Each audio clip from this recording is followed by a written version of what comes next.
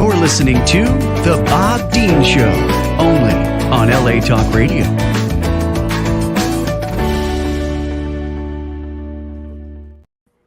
Welcome back to The Bob Dean Show. Yay. We are officially on the air. Woohoo! It's fabulous on the air sign that Dennis's friend Jane sent from Clear Lake, Northern California. It's pretty awesome. I'm going to figure out a way to hang it behind me in the future. Everything's cool in LA. It's overcast. It's humid. The temperature's gone down. I hope it's good in your part of the world. This live stream of the Bob Dean Show is broadcast on LA Talk Radio to people all over the world at this point. I'm happy to report, excited to report, coast to coast, and lots of other countries as far as New Zealand and, of course, Thailand and England, in the UK. Let's see what else that's about. You know what? I could go on and on, but let's just get Kathy, because Kathy St. George was kind enough. We were yakking it up. Hi, Kath, to come back again this week. How are you, doll? We had too much fun last week, so I had to come back.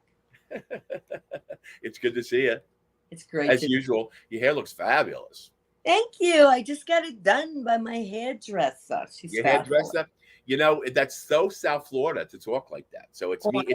You know what? It was hell to find a hairdresser too. Why?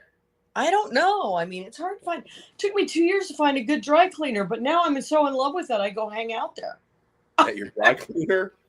I'm not kidding you. It's the nicest people that work there. It's got a beautiful gift shop with a gorgeous couch. And you are in Palm Beach. I forgot. And my dog can run all around in there, and they have beautiful gifts. And plus, the tailor and I love each other. We just crack up. So it's sort of like the car wash of dry cleaners, because I've gotten a lot of gifts for people at the car wash and my tube socks and all that good stuff. But they keep tearing them down out here. They're all gone. Oh no, this stuff is like you get in a fine hotel in wherever. Well, these gifts are like. I used to go when my first trip to Florida was to West Palm Beach on the other side. A couple of girls that I knew from Nashville moved down there. I have never had so much fun in my friggin' life. And my buddy Casey, there's several people from this restaurant where I worked when I was in college, and they moved to West Palm to open another restaurant. I went down to visit. Casey had this old beat up Oldsmobile that was all rusty and everything, and he loaned it to me for the time that I was there. And the one morning that I drove over to Palm Beach to take pictures of the sunrise, I mean, I wasn't there 5 seconds when 8 Palm Beach police cars just surrounded me. Why? It's because I looked like a serial killer in this old beat up car with Tennessee plates. So of course, after I spoke to them in my polo shirt and my Bass Weejuns, they were cool, but there's no point in this. But it's changed so much. When that first time that I was there, Singer Island was nothing but tiki bars and dunes. And now it's all high rises and such. But I'm glad that you found a dry cleaner that's so entertaining.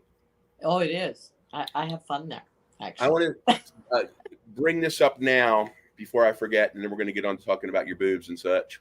Now, because they're so fabulous. Speaking of. Anyway, listen, y'all. My Instagram is BobDean2971. All right, that's what it is now, and it's BobTheSurlyComic .com is my website. And of course, this is about 3 years ago or 2 years ago, after 3 or 4 martinis, and I still had to have a pack of cigarettes at like 4 a.m. I was screwing around online, and I know nothing about it. I make no apologies for it. Call me whatever you want. I can parallel park, and I know how to make ice cubes from scratch, but I don't know anything about the internet and such.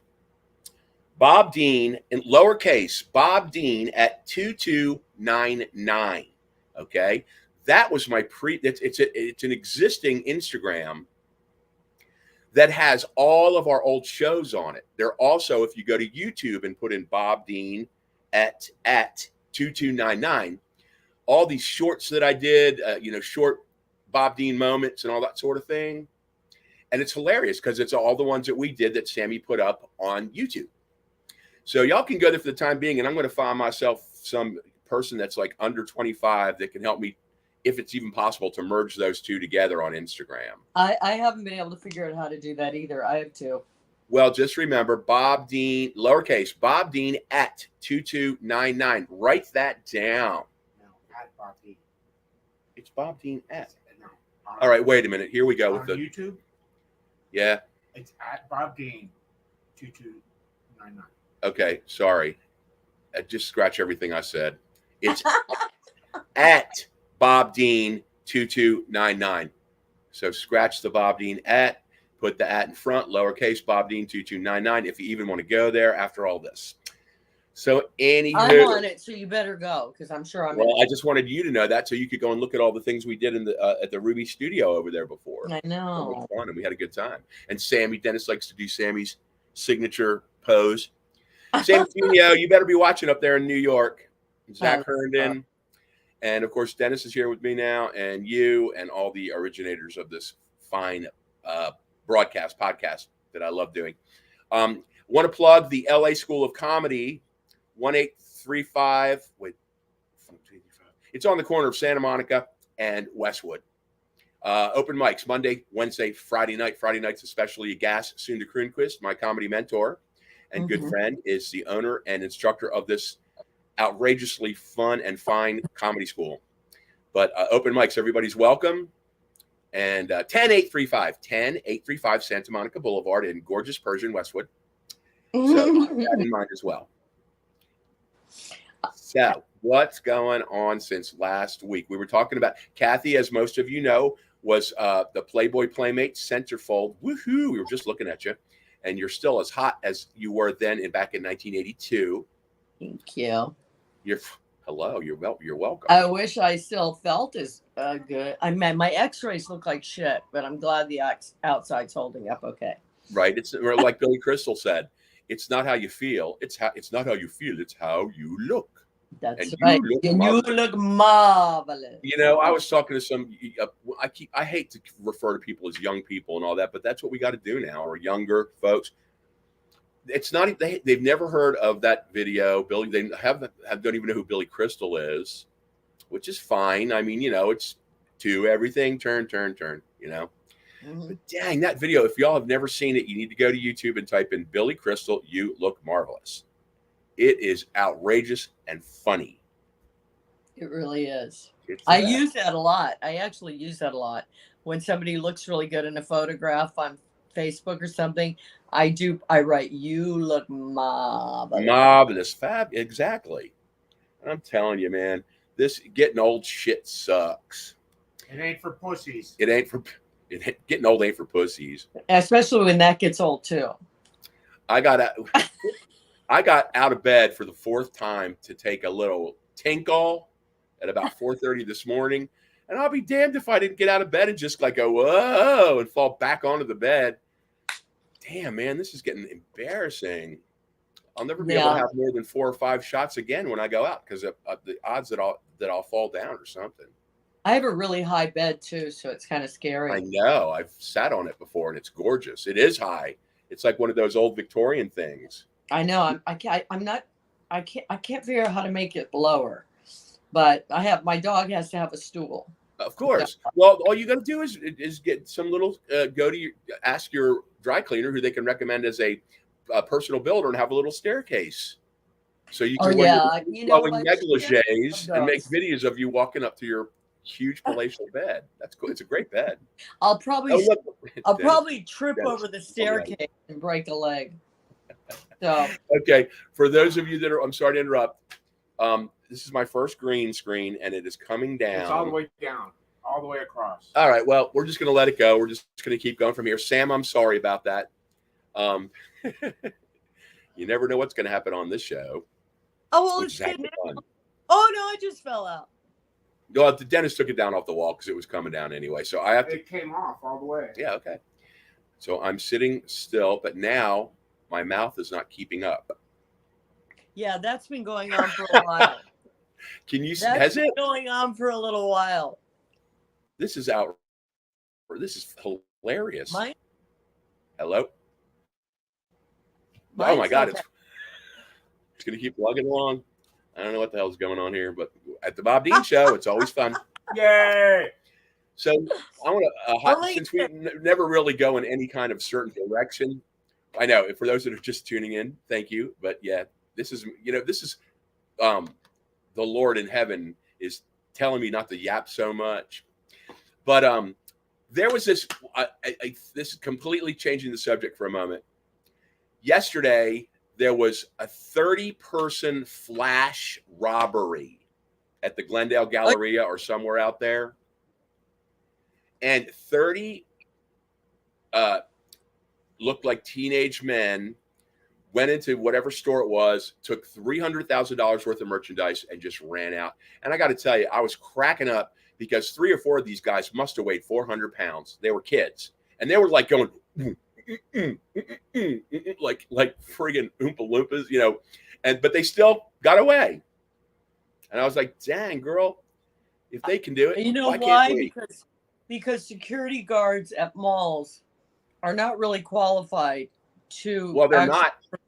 To pursue. And they're not allowed to really do anything, at least. No, they're not. It's so screwed up out here now. I mean, it's weird that they can just run in and do that, you know. And well, my ex-brother-in-law, he, I guess, was doing a little too much drugs or something. I didn't know him then. And my ex-brother-in-law's brother, let me put it that way. It wasn't anybody married to my sister. By marriage. But was his brother. And he was so high, he went and robbed a 7-Eleven in a full body cast. Oh my God, are you kidding? He was in a full body cast. Bless his stupid friggin' white trash heart. Those opioids make you do some dumb shit.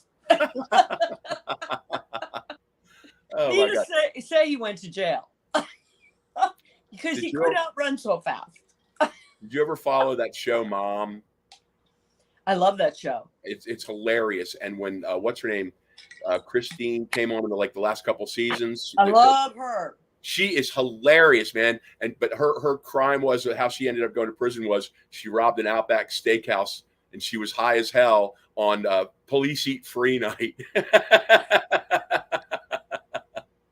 It's a great character. I miss that. I may have to. I actually re-binge watched the whole thing because I like it so much. But I'm a big fan of hers. I have her book, and she signed a book to me actually, and she's got quite the life story. I mean, of what she went through and her addictions and stuff. Because I think it was pretty much opioids. Well, I love the fact that Jane Lynch was addicted to NyQuil. No kidding. That was her story. Well, that's pretty interesting because who doesn't love Jane Lynch? Well, a lot of people. I love Jane Lynch. This goes to show you. But now, what's her name? Who's the main character? The blonde. That was God, I know. I just saw her in a movie. This is so embarrassing. She was married to Chris Pratt, and because what I wanted to bring up was I'm sure you've seen the movie House Bunny. Oh yeah, I remember that movie is so friggin' funny. We showed it at the mansion. When she her car every time she opens the door it squeaks so loud. Her old Volare, it goes. And all the dogs in the neighborhood start yapping. I think she's so cute. The blonde. I think she's really cute actress, you know. Yeah, Anna, what's her name? Hold on. Anna Faris. Anna Faris, yeah. And because she started off in all those scary movie those sequels. And she was also in the movie oh my God! I'm sorry, audience. I'm having a brain fart. We're saying worked in the Applebee's kind of place. Waiting. The movie was called Waiting, and it was Ryan Reynolds and Anna Faris, and they were both very young. And that movie is about as accurate as it gets to work in that type of chain restaurant. The only thing that I never ever saw was in all the years I've worked in places like that. You know, TGI Fridays and Spats and Applebee's and all that stuff. I never saw the cooks do anything nasty to the food, but you know, the 3-second rule of picking something up off the floor and throwing it back on the grill. Yes. And all that stuff. And the funniest part of the whole movie is because we partied every night. Somebody had a house party every night. And they're like in this mall parking lot, and everything's done. There's like Saturday night, they close at midnight.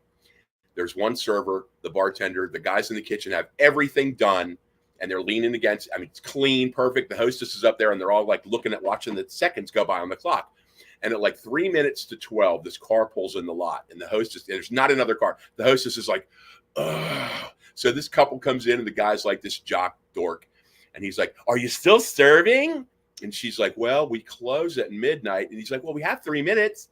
And she goes, "Well, let me check with the manager." So she calls the manager in the office, and he's like, "Sure, bring him on in." So the hostess goes back to the kitchen. She goes, "There's one more deuce." And they're like, "Fuck, motherfucker." And they're slamming and throwing shit around. That's about as accurate as it gets. You know, that show, The Bear, I don't know if you've seen it. It's amazing, but I never realized it's about a chef who comes back to, I think, Chicago to a sandwich shop after his brother dies, and he's been a 5-star chef, Michelin chef somewhere else, and he comes back to. But I've never realized how hard it is to work in a kitchen. Oh, it's listen. That's one thing.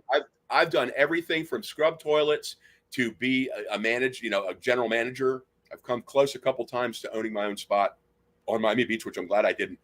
But that saying, "Can't stand the heat, get out of the kitchen," that was me. No, I'm not anything, kidding. but I'd get in there if I had to. But it's like being in the service in boot camp, the way they talk to the people back there, because they just got to get that food out, and they don't give a shit. They are they're all nice guys in the long run. Oh yeah. But when I've worked with the 5-star chefs, though, they're just unpleasant people. Oh no, they are. They're what doesn't stink, and they're just not all, but many that I have worked with. And you're supposed to say yes, chef. No, chef. Yes, of course. But like I said, I have great respect for them. Absolute from a line cook, somebody working at Waffle House, to me too. Now I'm friggin' the Fords in Miami, that sort of thing. Did you ever? Did I send you that video? There's a comic. Her name is Leah Rudnick. If y'all aren't familiar with her, she puts up these. She's hilarious, and she puts up these short films on Instagram called "Wealthy Woman Goes to Waffle House." Wealthy woman goes camping. Wealthy woman buys car. Okay, and Wealthy woman goes to Waikiki. And she is so out of touch. She's really pretty. She's got these big eyes, and she's so out of touch with what happens in the real world, And she does this one about Waffle House. Oh, I want to watch those. I'll send it to you when we're done. It's friggin' hilarious. She's like, it's so well lit. It's sort of like prison kitchen for degenerates, like Benihana.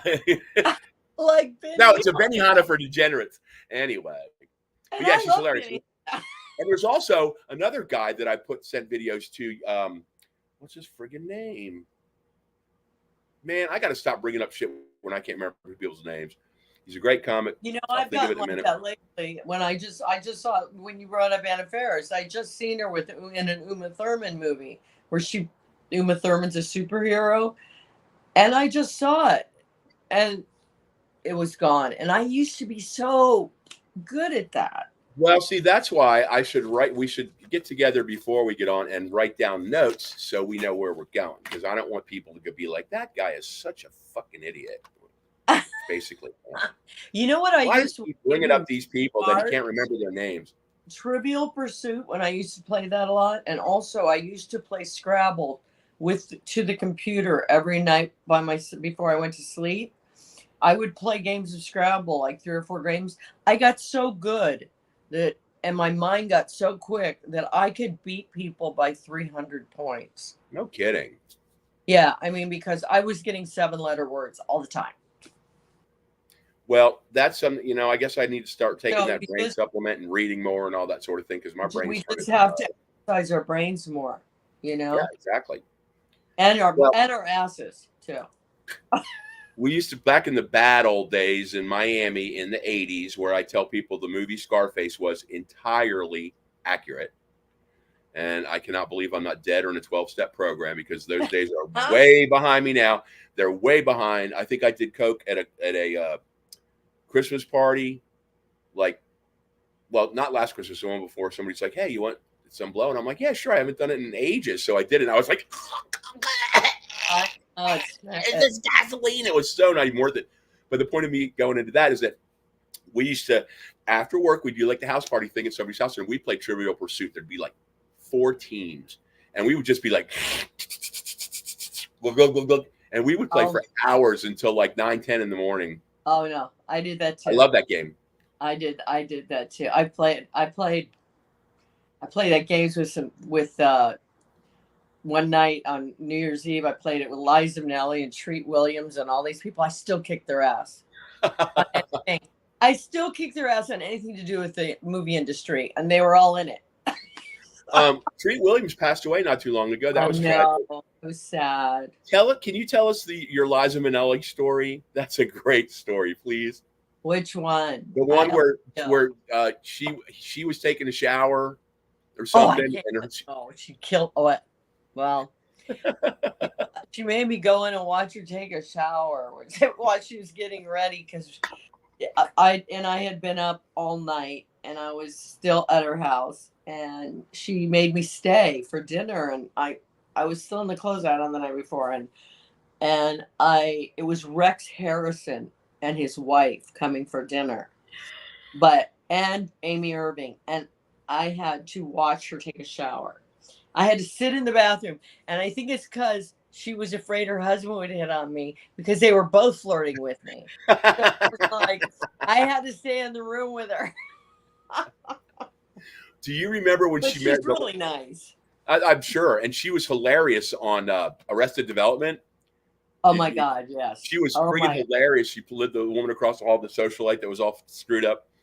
But when she married that guy, the picture like 20 years ago or more of Elizabeth Taylor, Michael Jackson, her, and the guy she married that was in like People magazine. I thought they all looked so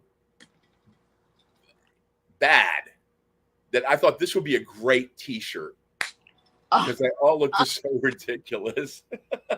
All sitting on a couch at Studio 54 usually.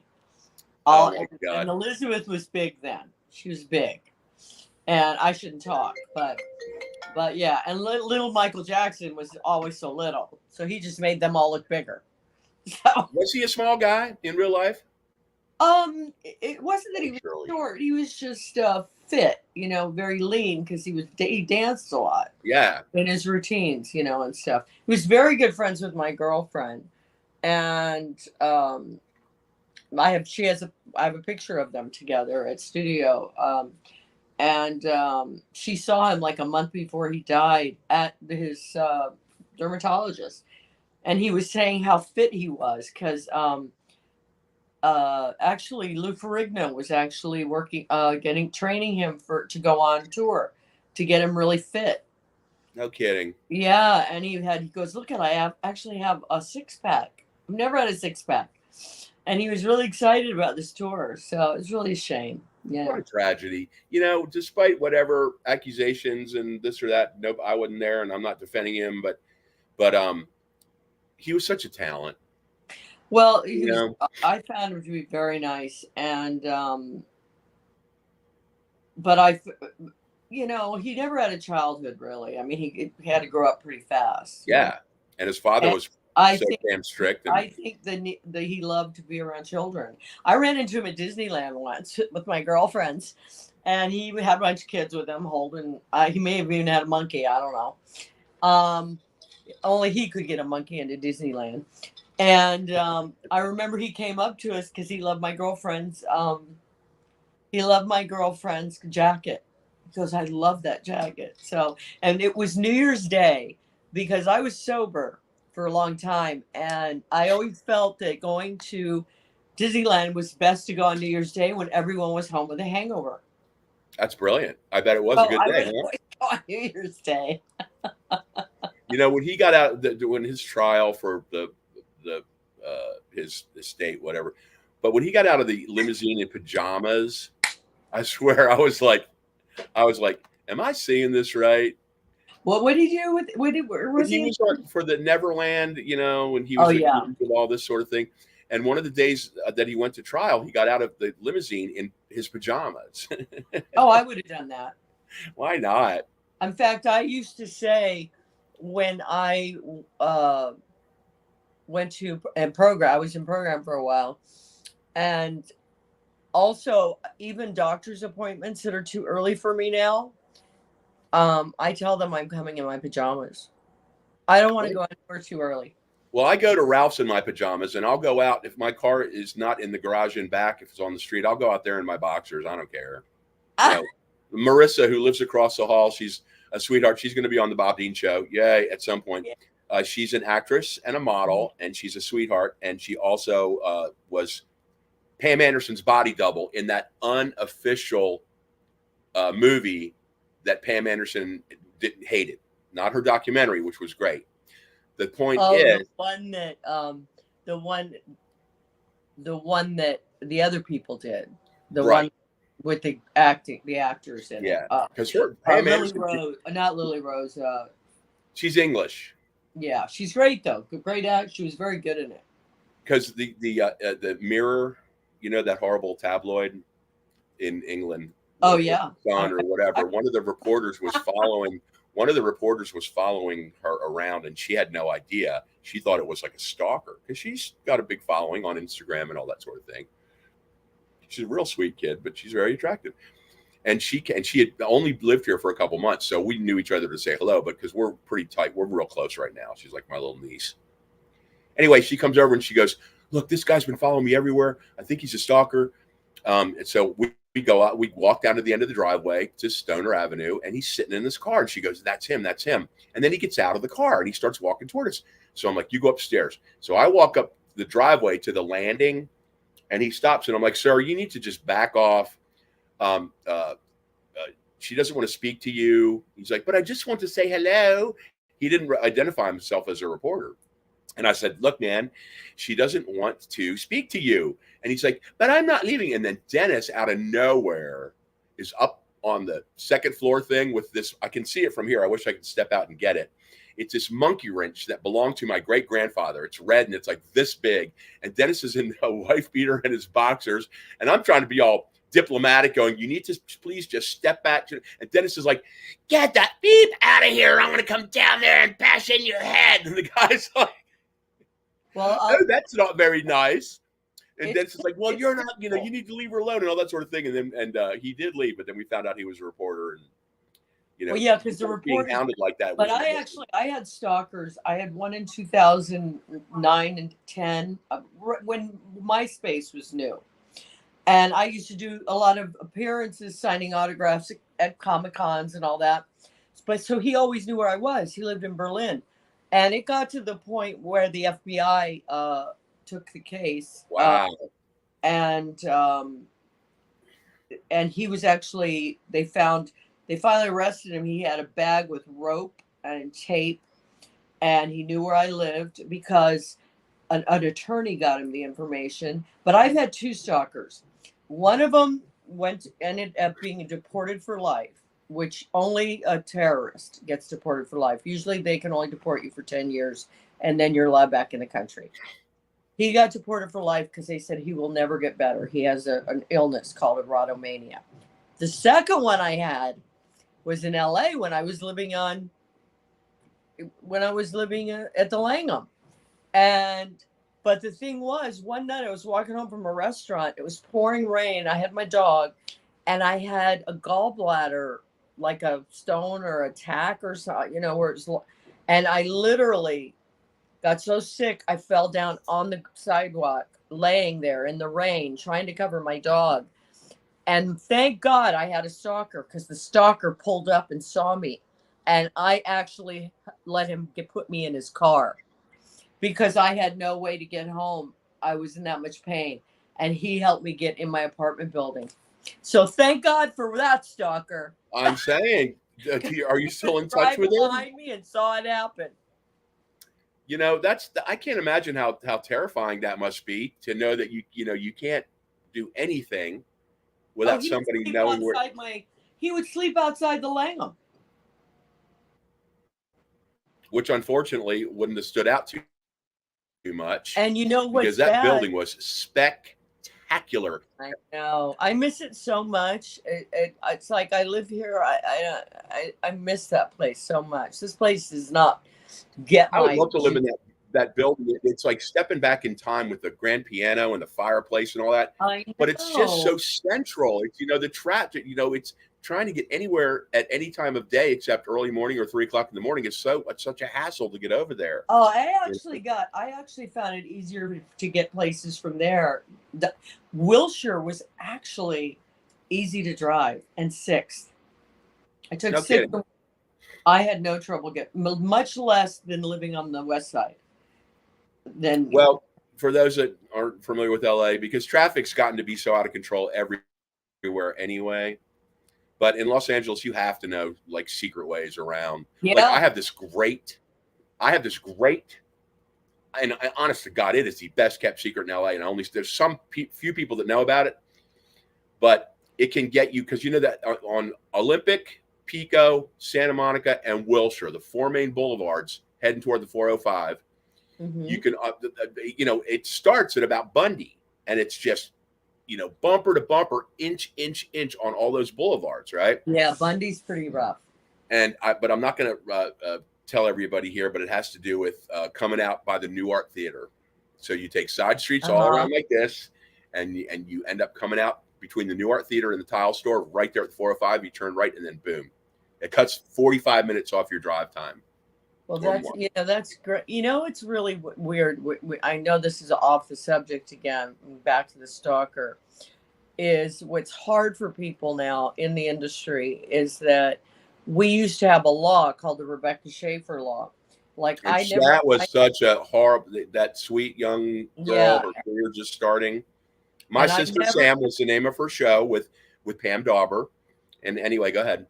I was never had to have my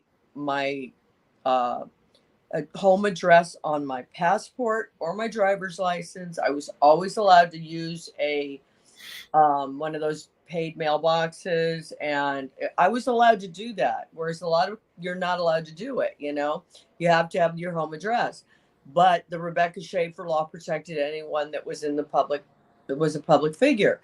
Mm-hmm. And now, because of the internet, they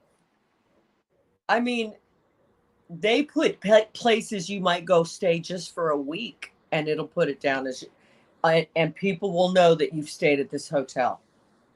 That's how bad it is. I've looked up the places.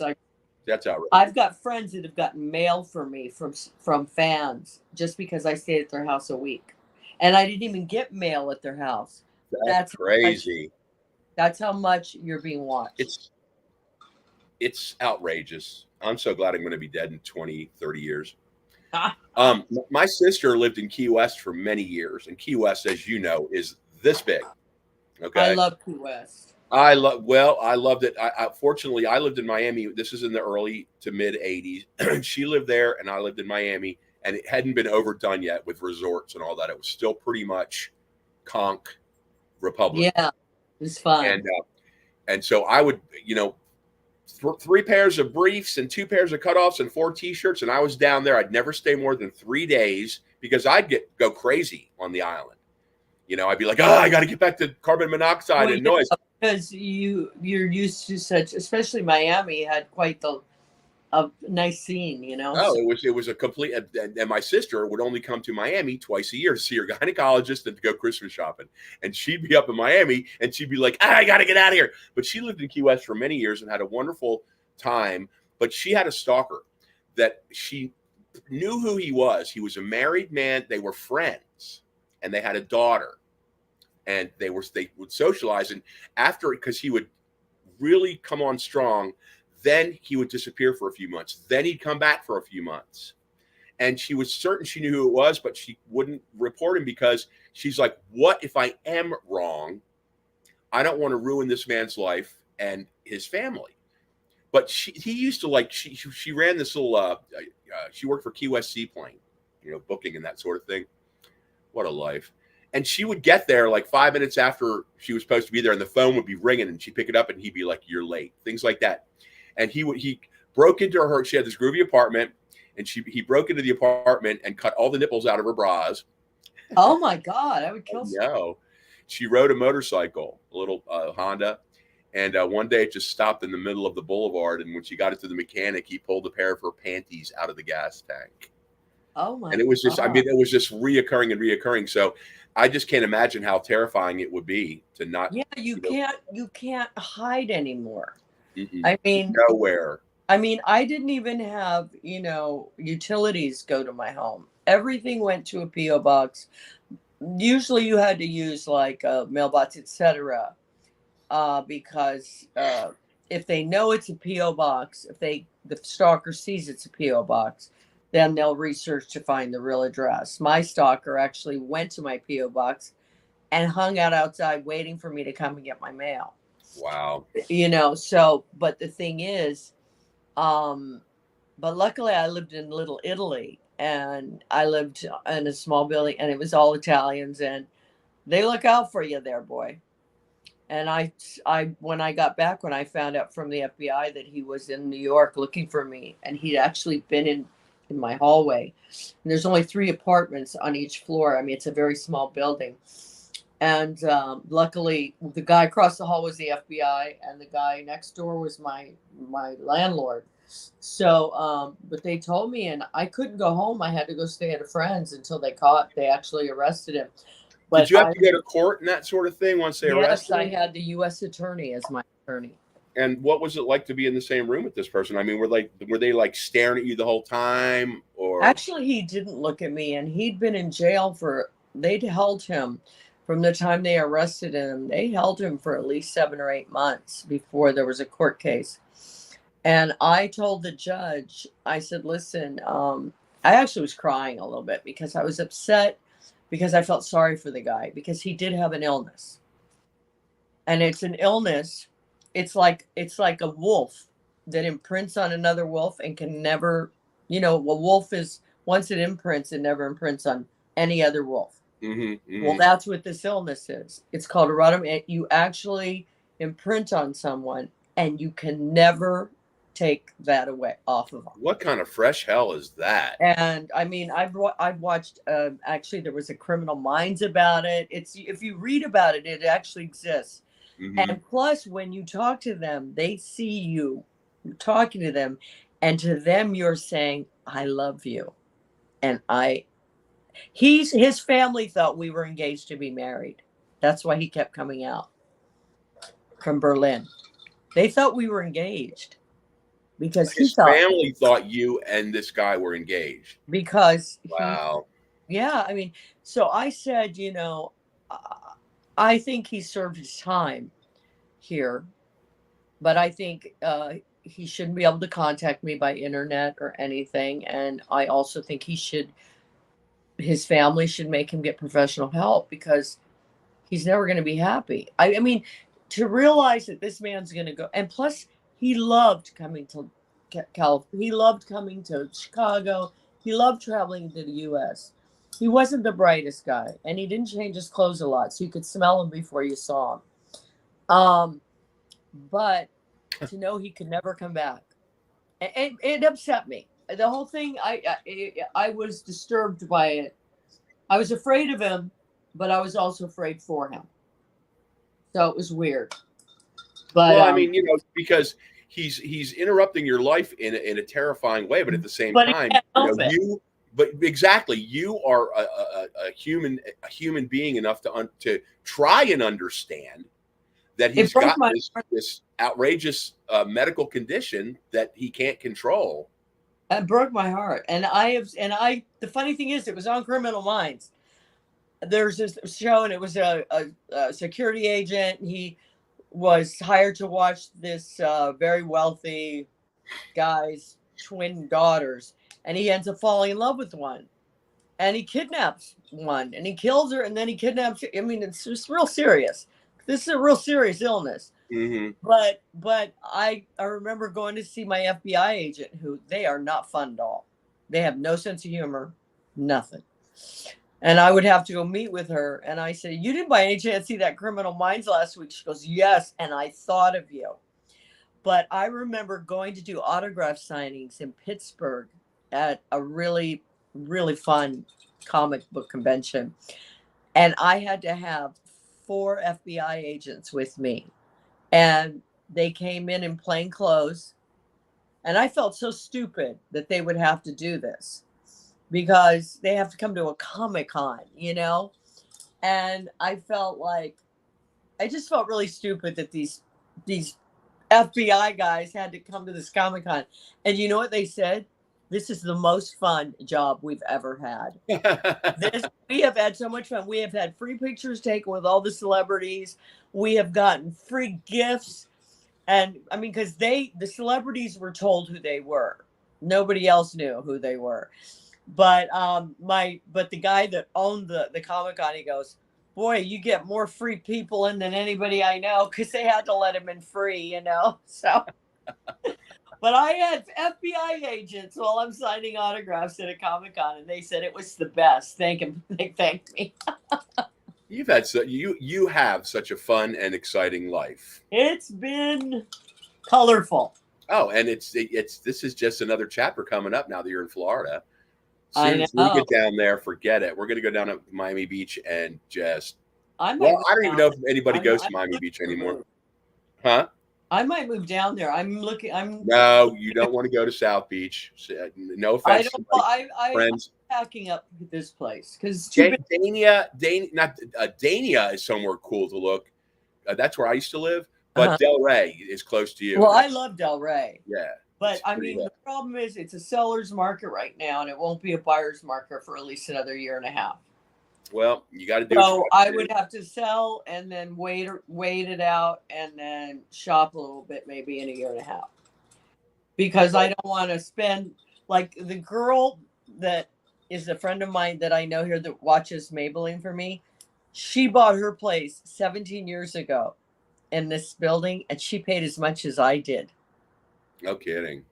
So that's how high it was back in When the building was new. because it was 2006, remember? And then everything dropped in 2008. Well, let me tell you what. I used to say this.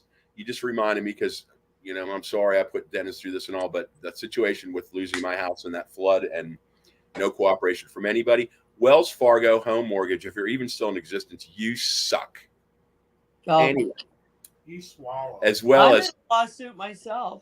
I've spent but I just like throwing that out there. What was I just going to say? We want to come and see you. It's your birthday month. Have you been having fun? He got fruit. I've been kind of dealing with this lawsuit in New York, you know, because of the condo that I have there that the woman won't let me in.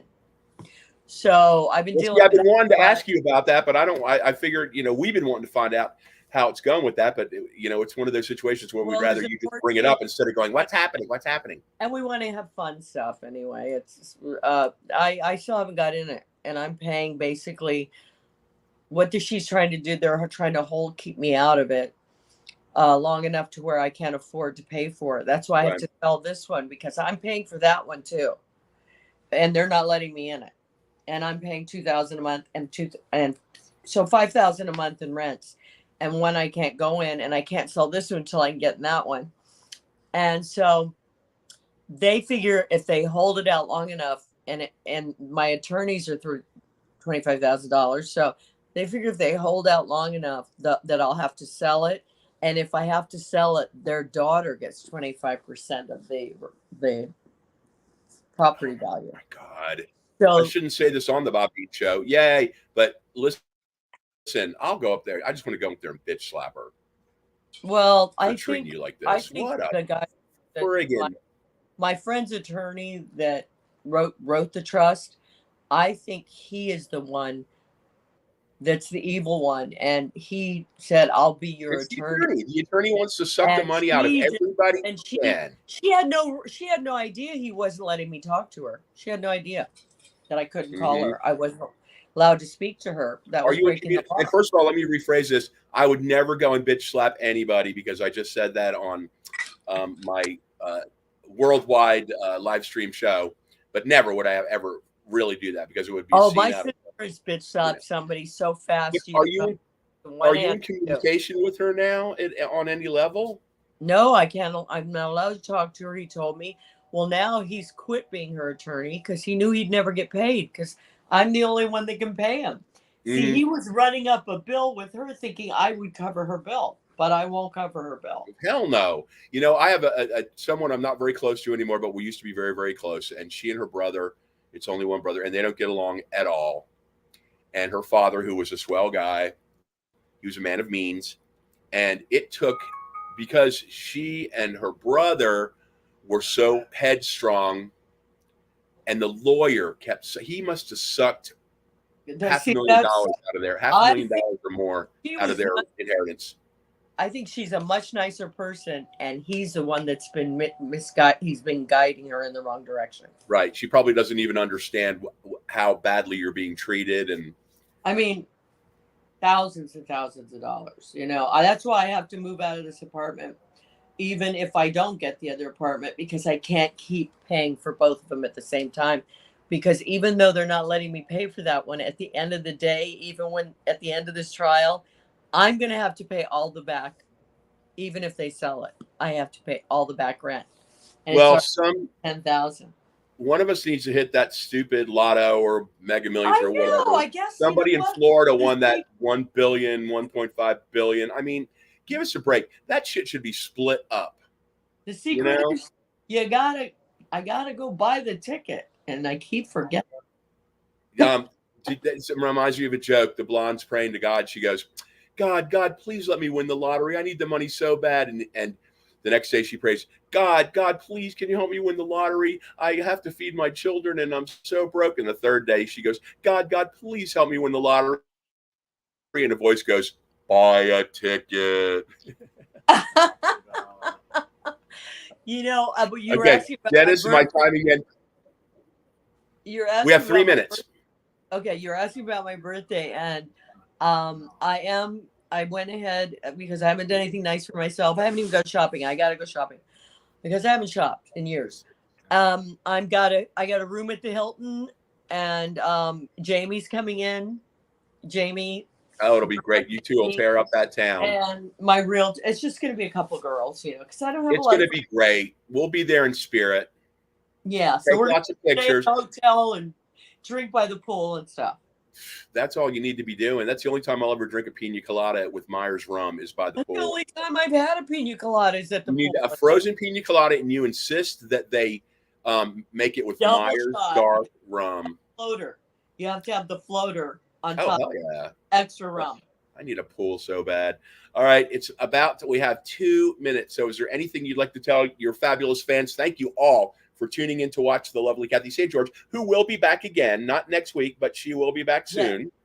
I do have some things but it's too quick, but it's something I'm doing with Jamie, but it's too hard I'm working on raising money to help find these kidnapped Indigenous women all over the country. So, all right. Well, that sounds marvelous. And you need to, the next time you come on, let's sit down and go over our little, what do you call it? God, man. When you have a outline and you plan what you're going to say and asking all that, that's no fun. I mean, I've been watching myself talk for like 5 minutes ago for like the whole show, which is hilarious. I thank you, Sam. I love it because it's going to freak out people that tune in. So let's see. I get scared to talk about serious stuff, but I'm crazy enough. So you're the best, and we miss you. Hey, guess what? You're missing in Beverly Hills. Nothing. What am I missing? Nothing at all. I miss California. I miss the weather. It's so muggy and hot here. Yeah. They say, I have friends living here. They say it's the hottest it's ever been here. That's what I understand. And it was real hot and muggy for us, but it's better. And we had Taylor Swift did 6 shows, and the city did over $1 billion in revenue for restaurants and hotels. And it's time for us to wrap it up. I love you so much. Producer Sam Hassan, the producer and owner of LA Talk Radio. Thank you. And I'll talk to you. I'm not going to call you right now because we have to go pick up our friend from the doctor's office. I'm going to go. Let's talk tomorrow. Love you. Thank you all for listening to the Bob Dean Show. We'll be back next week. Hopefully Mike Moody, a fabulous local comedian, will be joining us. Bye, Maybelline. We love you. All right, that's it. Thank you all. Thank you, Sam. Bye, Kath. Mwah, mwah.